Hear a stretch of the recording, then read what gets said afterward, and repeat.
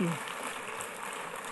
My name is Cristobal Martinez, and I'm an artist from the interdisciplinary artist collective Postcommodity. And Postcommodity is an indigenous collective comprised of myself, Kate Twist, Raven Chacon, and Nathan Young. As individuals, we reside throughout the southwestern United States, including Arizona, and we're from diverse Native American and Mestizo communities. Our work functions as a voice to forge new metaphors capable of rationalizing our shared experiences within the context of our contemporary environment. And so this is a world largely defined by processes associated with high-velocity communications, global market systems, and increasingly complex forms of violence.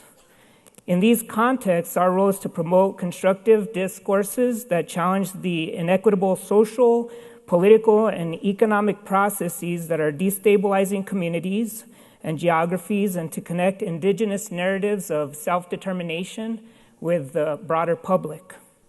Our collective's work has been exhibited locally, nationally, and internationally at venues that include Arizona State University's Art Museum, the Scottsdale Museum of Contemporary Art, the Pennsylvania Academy of Fine Art, and the Museum of Art, Architecture, and Design in Oslo, Norway, as well as the 18th Biennale of Sydney in Sydney, Australia.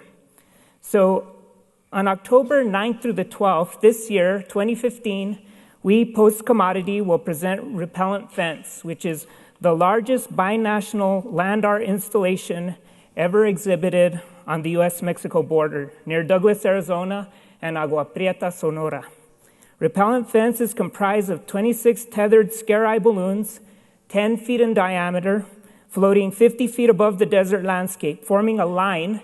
Together, these balloons create a temporary 2-mile-long sculpture that intersects the U.S.-Mexico border.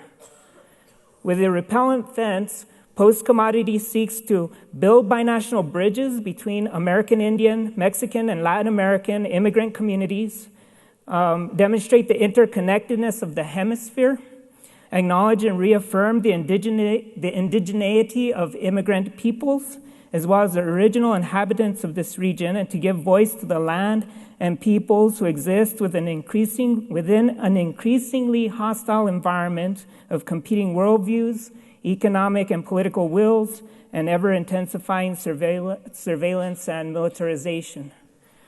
The monumental Repellent Fence installation is part of a larger public engagement campaign that includes public programming, performances, and the first cross-border art walk in Douglas and Agua Prieta. A significant facet of Repellent Fence is a nuanced social engagement process among individuals, communities, institutional organizations, publics, and sovereigns to acquire permission to bisect the border, stage the installation on public and private land in Mexico and in the U.S., ensure safe public access for audiences viewing the work, and to ensure that relevant educational public programming promote binational dialogue and recovery of knowledge. To produce Repellent Fence, Postcommodity has worked outside the framework of art institutions and galleries, instead relying on the power of co-intentionality and the desire of border cities like Douglas and Agua Prieta to generatively redefine binational dialogue and collaboration. The spheres are enlarged replicas of scare-eye balloons, which are 10-inch, ineffective consumer bird repellent products. Interestingly, these balloons utilize the same iconography and many of the same medicine colors used for thousands of years by indigenous peoples from South America to Canada. This iconography and its broad proliferation demonstrates a long historical view of social, cultural, and economic and political interconnectedness among indigenous peoples throughout the Western Hemisphere. Our goal is to shift transborder discourses away from dehumanizing and polarizing constructs of nationalism and globalization, and to reposition these discourses into dialogues that are respectful of the indigeneity upon which borders and trade policies have been fabricated.